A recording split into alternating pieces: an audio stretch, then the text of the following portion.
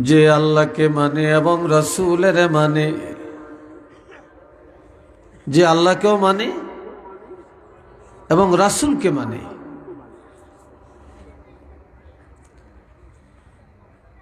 فَأُولَئِكَ مَعَ الَّذِينَ أَنْعَمَ اللَّهُ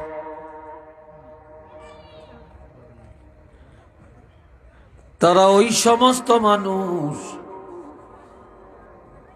যাদেরকে আল্লাহ দয়া করেছেন, অনুগ্রহ করেছেন, জান্নাতের জন্য কবুল করে নিয়েছেন। ওই সমস্ত মানুষের বন্ধু হইয়া তারা জান্নাতে যাবেন। যে আল্লাহকেও মানে, রাসূলকেও মানে, সে ওই সমস্ত আল্লাহর বান্দাদের সাথে তাদের বন্ধু হইয়া জান্নাতে যাবে।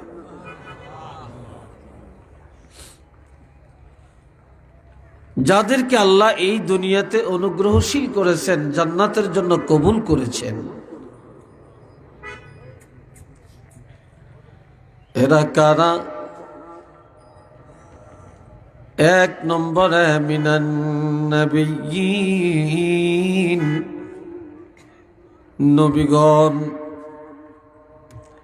সমস্ত নবীরা জান্নাতে যাবে, এরা জান্নাতের জন্য আল্লাহ এদেরকে কবুল করে নিয়েছেন। এরা বিনা হিসেবে বেহেশতে যাবে। সমস্ত নবীরা বেহেশতি, আলহামদুলিল্লাহ বলেন না? সন্দেহ আছে নাকি? দুই নম্বরে ওয়াসিদ্দিকিন, সত্যবাদীগণ। সত্যবাদী, এই সত্যবাদী বলতে সাহাবায়ে কেরাম। দুনিয়াতে যত সত্যবাদী মানুষ আছে, তবে সাহাবায়ে কেরামের চাইতে উত্তম সত্যবাদী আর কেউ নাই। এই সাহাবীদেরকে আল্লাহ সিদ্দিকিন বলছেন, সিদ্দিক বলছেন, সত্যবাদী বলছেন।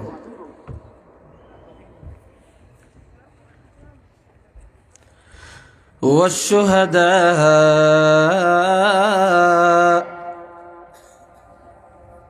শহীদগণ। এখানে আরেকটা চেয়ার দেন।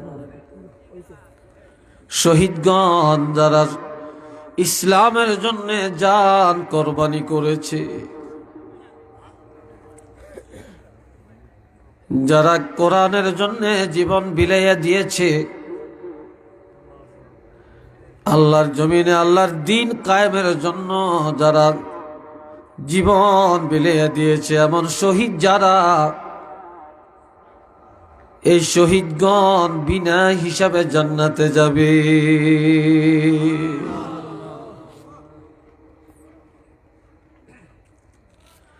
ওয়াস-সালিহিন, চার নম্বরে সালেহীন অর্থ উলামায়ে কেরাম, আউলিয়ায়ে কেরাম, উলামায়ে কেরাম।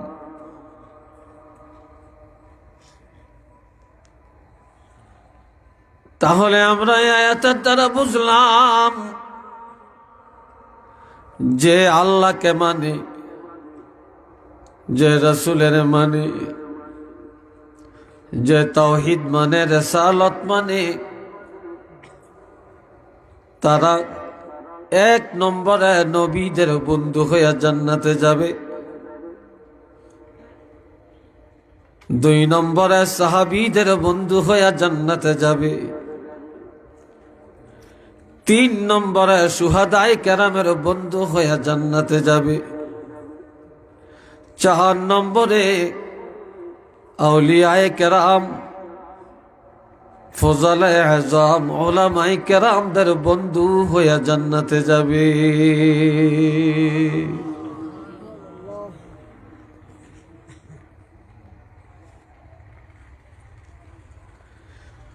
দুনিয়ায় অনেক বন্ধু আছে আমাদের, বন্ধুর কোনো শেষ নাই। আর আমার আল্লাহ বলেন ওয়া হাসুনা উলাইকা রাফিকা।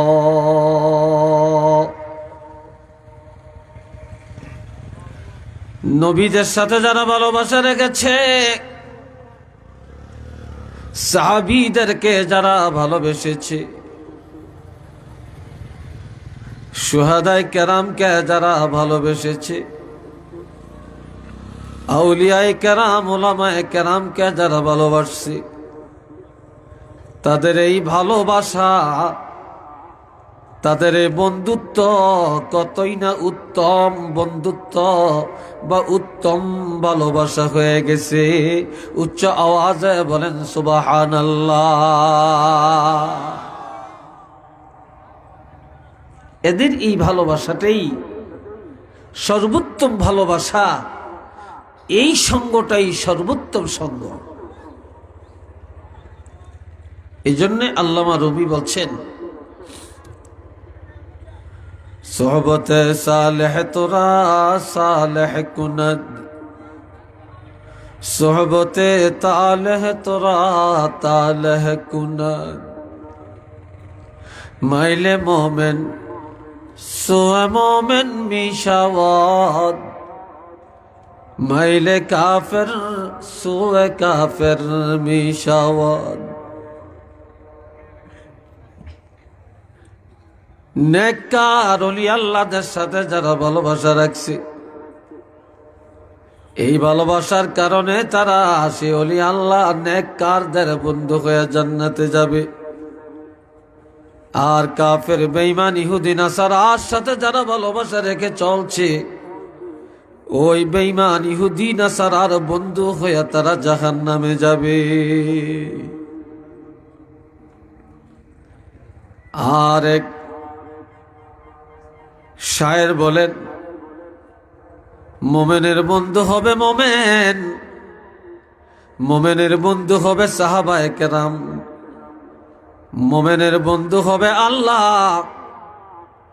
মোমেনের বন্ধু হবে ওলি আল্লাহ। আর কাফেরের বন্ধু হবে কাফের। মোমেনের বন্ধু কাফের হতে পারে না, আর কোন কাফেরের বন্ধু মোমেনরা হতে পারে না।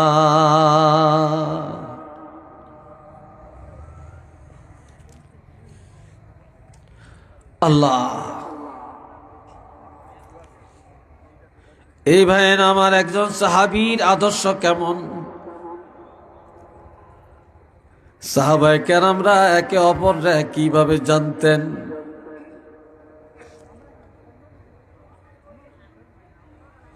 একদিন আল্লাহর হাবিব জিহাদের মধ্যে যাওয়ার ঘোষণা দিলেন।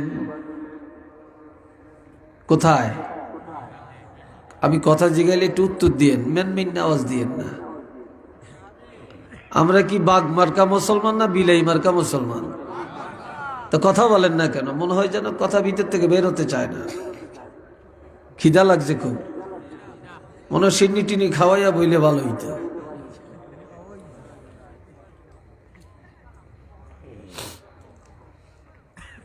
আমার প্রাণের ভাইরা, আল্লাহর হাবিব জিহাদের মাঠে যাবেন। হযরত সালাবা রাদিয়াল্লাহু, তিনি একজন মুহাজির, তিনি হিজরত করে মদিনায় আসছেন।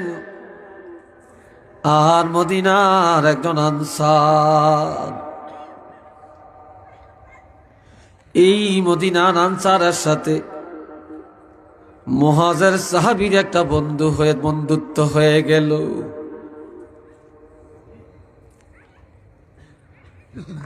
আর আল্লাহর নবী জিহাদের ঘোষণা দিলেন।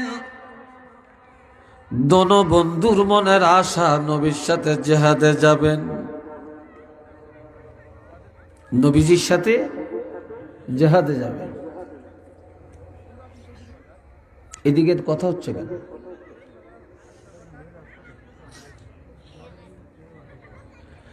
আমার প্রাণের বন্ধুরা খেয়াল করেন, আল্লাহর হাবিবের সময়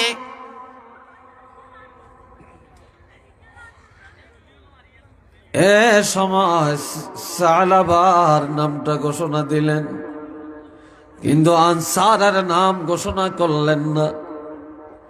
আনসারের মনের আশা নবীর সাথে জিহাদের মাঠে যাবেন, কিন্তু যাইতে না পেরে মনের ব্যথায় কাঁদেন।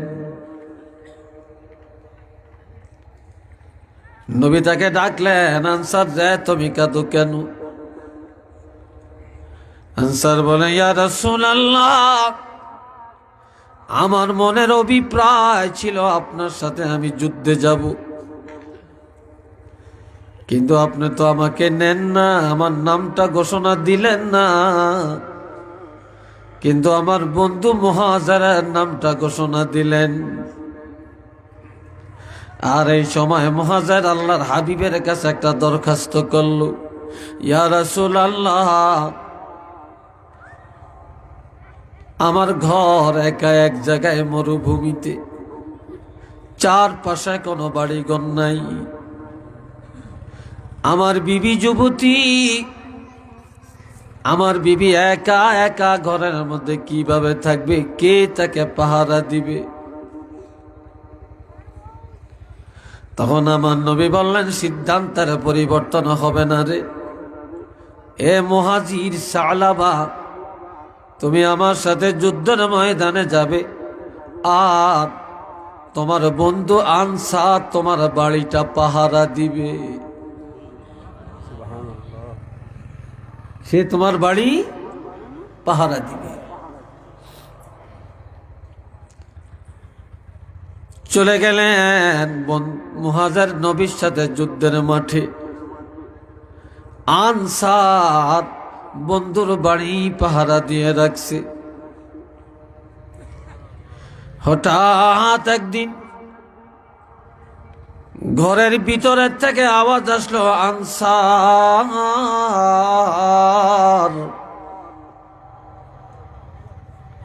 যখন আনসার বলে ডাকটা দিল, আনসার ঘরের পাশে গিয়া দাঁড়িয়ে গেল। এবার বন্ধুর পরিবার একটা কাগজ লিখে কিছু বাজার সদায়ের কথা কাগজের মধ্যে লিখে দিল। আনসার বাজারে চলে গেলেন, বাজার সদাইগুলো নিয়ে আসলেন।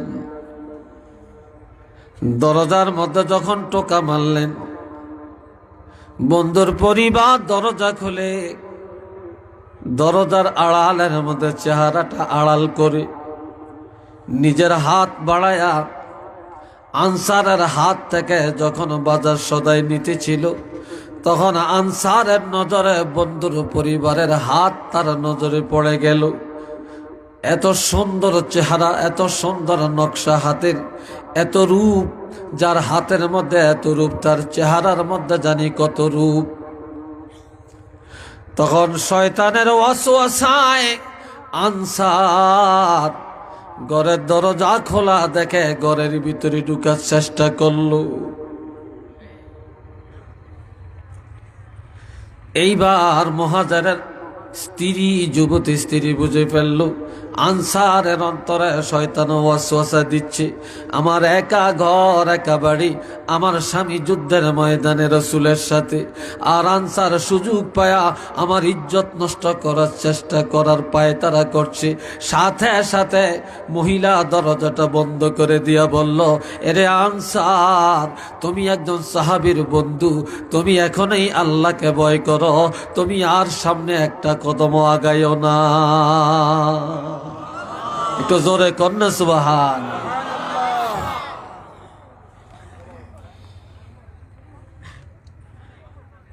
আর সময় আনসার এত লজ্জিত হলো, লজ্জিত হয়ে বাড়ি ছেড়ে পাহাড়ে পাহাড়ে পাগলের ন্যায় ঘুরে আর আমার আল্লাহকে ডাকে, আর নিজের অপরাধের জন্য অনুশোচনা করে। জিহাদের ময়দান থেকে বিজয় বেশে গাজীর মর্যাদা নিয়া সাহাবী হযরত মুহাজিরান সালাবা রাদিয়াল্লাহু যখন ফিরে আসলেন, বাড়িতে এসে বিবিকে বলল, বিবি রে, আল্লাহর হাবিবের নির্দেশে আমার বন্ধু আনসার বাড়ি পাহারা দেওয়ার দায়িত্বে ছিল, সে বন্ধু আনসার কোথায় আছে? বিবি বলে ফেলল, স্বামী, আনসার কোথায় আছে এটা বলতে পারি না, তবে এমন আনসারকে যেন এই জমিনের উপরে আল্লাহ লালন পালন বা রক্ষা না করে।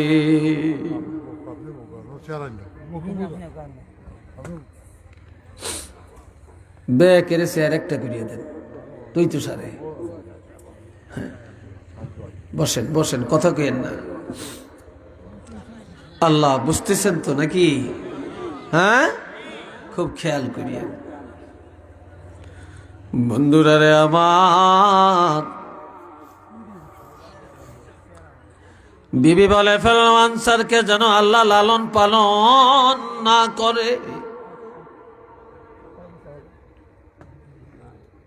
এটা কঠিন ভাষায় তাকে বরদোয়া করা হলো। সাহাবীর সাথে সাথে বিবিকে একটা ধমক দিয়া বলল, বিবি, এক মুসলমান আর এক মুসলমানের বরদোয়া দিতে নাই। সে যত বড় অপরাধী হোক না কেন, মুসলমানের বৈশিষ্ট্য, সাহাবায়ে কেরামের বৈশিষ্ট্য, আমার নবীর বৈশিষ্ট্য, মুসলমানের বৈশিষ্ট্য হবে অপর মুসলমানের জন্য দোয়া করা, আল্লাহর দরবারে হেদায়েত কামনা করা।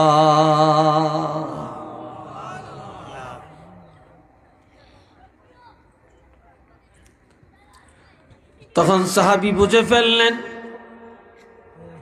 নিশ্চিত একটা কঠিন কিছু ঘটনা ঘটে গেল, যার কারণে তার বিবি এই কথা বলতে বাধ্য হলো। তখন মুহাজির একজন সাহাবী, তিনি চিন্তা করেন, আমি একাই জান্নাতে যাব এটা তো হবে না, সাহাবীরা জান্নাতে যাবে এটা তো হয় না।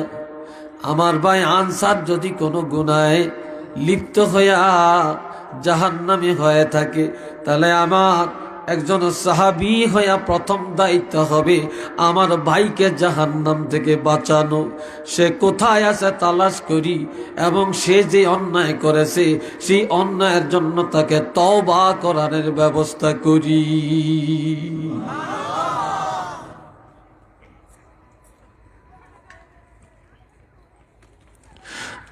আর এ সময় পাহাড়ের উপত্যকায় গিয়া দেখে আনসার পাগল বেশে ঘোরাফেরা করছে। ডাক দিয়া বলে, ভাই আনসার রে, কি কারণে আমার বাড়িটা ছেড়ে আসলা? তখন আনসার তাকে জবাব দেয়, বন্ধু মুহাজির, তুমি একজন সাহাবী, তুমি একজন মুহাজির, তুমি একজন যোদ্ধা, তুমি একজন গাজী, কাজে আজকে তুমি কোনোটাতেই এত ভাগ্যবান হতে পারো না, তবে একটা কারণে তুমি বড় ভাগ্যবান হয়েছ। বলে, সেটা কি? কয়, তুমি সাহাবী, তোমার শান, তোমার মান, তোমার যুদ্ধের বাকপটুতা, তোমার সাহসিকতা, তোমার হিম্মত একটা কারণেই বৃদ্ধি পেয়েছে, সেটা হলো তুমি একটা পৃথিবীর জমিনে একজন দিনদার, ফরহেজগার, আল্লাহওয়ালা নারীর বিবি হওয়ার কারণে। একটু চিল্লিয়ে বলেন না সুবহান। বিবির আল্লাহওয়ালা বিবির স্বামী হওয়ার কারণে একটু চিল্লিয়ে বলেন না মারহাবা।